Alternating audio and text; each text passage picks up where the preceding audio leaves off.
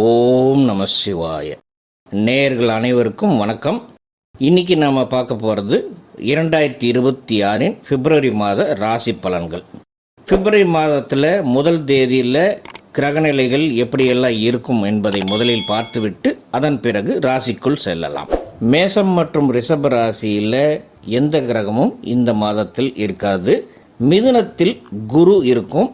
குரு வக்ர நிலையில்தான் இருக்கும் இந்த மாதம் முழுவதும். அடுத்து கடகத்தில் சந்திரன் ஆட்சி பலமாக மாத ஆரம்பத்தில் இருக்கும். சிம்மத்தில் கேது இருக்குது. கன்னி, துலாம், விருச்சகம் மற்றும் தனுசு ராசியில் எந்த கிரகமும் கிடையாது.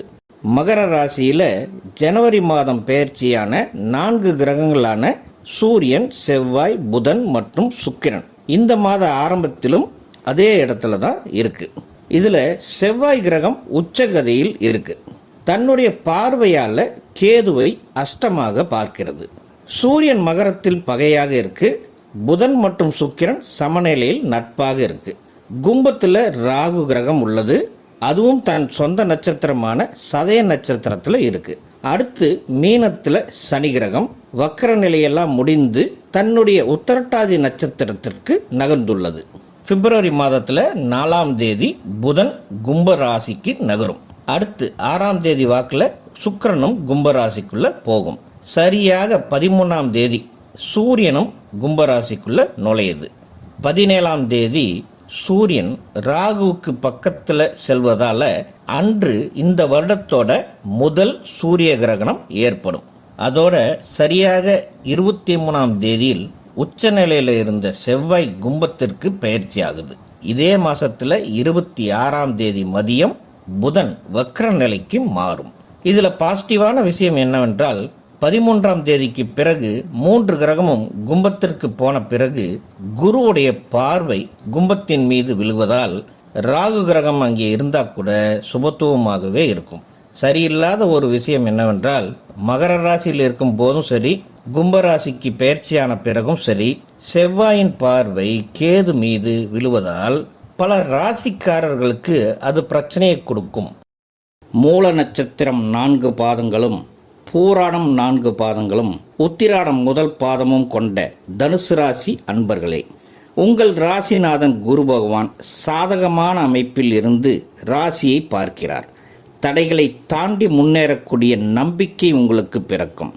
குடும்பம் மற்றும் தைரிய வீரிய ஸ்தான அதிபதியான சனியும் சுகஸ்தானமான 4ஆம் வீட்டில் இருந்து ராசியை 10ஆம் பார்வையாக பார்க்கிறார். ஒரு வகையில் அர்த்தாஷ்டம சனியாக இருந்தாலும் குரு பார்வையால் ராசிக்கு பாதிப்பு இல்லை. வேலையில் இருப்பவர்களுக்கு உயர் அதிகாரிகள் மூலமாக ஆதரவும் அங்கீகாரமும் கிடைக்கும். ஒரு சிலருக்கு எதிர்பார்த்த இடமாற்றம் கிடைக்கும். ஒரு சிலருக்கோ வேலை பளு அதிகமாக இருக்கும். வெளியூர் பயணங்கள் உண்டாகும். ஆனால் உழைப்புக்கேற்ற வருமானம் கிடைக்கும். சக ஊழியர்களிடம் விவாதத்தை மட்டும் தவிர்க்க வேண்டும். நிதானத்தை கடைபிடித்தால் சங்கடங்களை தவிர்க்கலாம். தொழில் புரிபவர்களுக்கு கூட்டாளிகளுடன் செய்யக்கூடிய தொழில்களில் நல்ல முன்னேற்றம் காணும் மாதம் இது. புதிய கிளைகள் தொடங்கும் எண்ணமும் ஈடேறும். தனித்து தொழில் செய்பவர்களுக்கும் லாபம் சீராக இருக்கும்.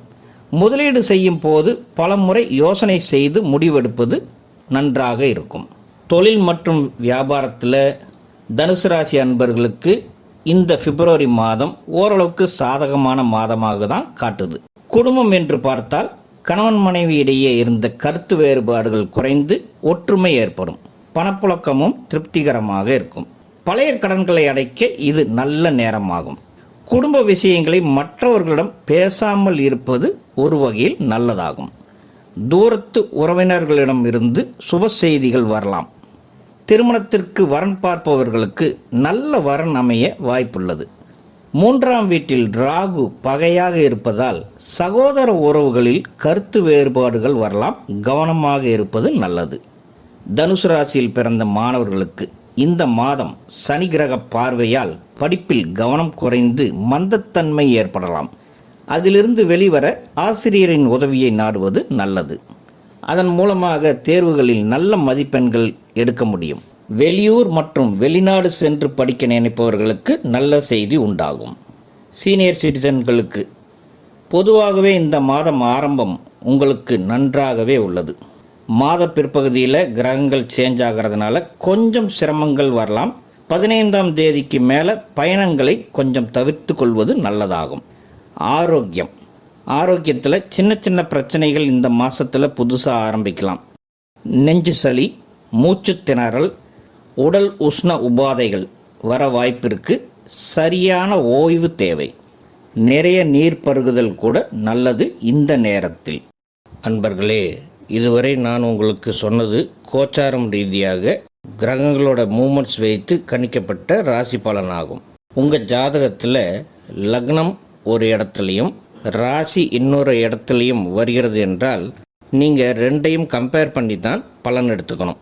ஃபார் எக்ஸாம்பிள், நீங்கள் ரிஷப ராசியாக இருந்து கும்ப லக்னமாக இருந்தால் அந்த 2 ராசிகளுக்கான பலன்களையும் எடுத்து சேர்த்து வைத்து தான் ஒரு முடிவுக்கு வரணும். அது மட்டும் இல்லாமல் நான் இப்போ சொன்னது கோச்சாரம் ரீதியான பலன்கள் தான். உங்களுடைய தனிப்பட்ட ஜாதகத்தையும் அதில் நடக்கக்கூடிய தசாபுத்திகளையும் நீங்கள் கொஞ்சம் தெரிந்து வைத்து கொண்டிருந்தால் அது வைத்து கம்பேர் பண்ணி பார்த்து உங்களுடைய தனிப்பட்ட பலன்களை தெரிந்து கொள்ளலாம். நேயர்களே, அலர்மகள் அஸ்ட்ரோ சேனலை முதல் முறையாக பார்ப்பவர்களாக இருந்தால் சப்ஸ்கிரைப் பண்ணிக்கோங்க, லைக் பண்ணுங்கள், உங்களுடைய ஃப்ரெண்ட்ஸுக்கு ஷேர் பண்ணுங்கள். உங்களுடைய மேலான கருத்துக்களை கமெண்ட்ஸில் பதிவிடுங்க. உங்கள் தனிப்பட்ட ஜாதகத்தை பார்க்க வேண்டுமெனில் கீழே தெரியும் எங்களுடைய நம்பருக்கு வாட்ஸ்அப் மூலமாக மெசேஜ் பண்ணுங்கள். நன்றி. வாழ்க வளமுடன். ஓம் நம சிவாய.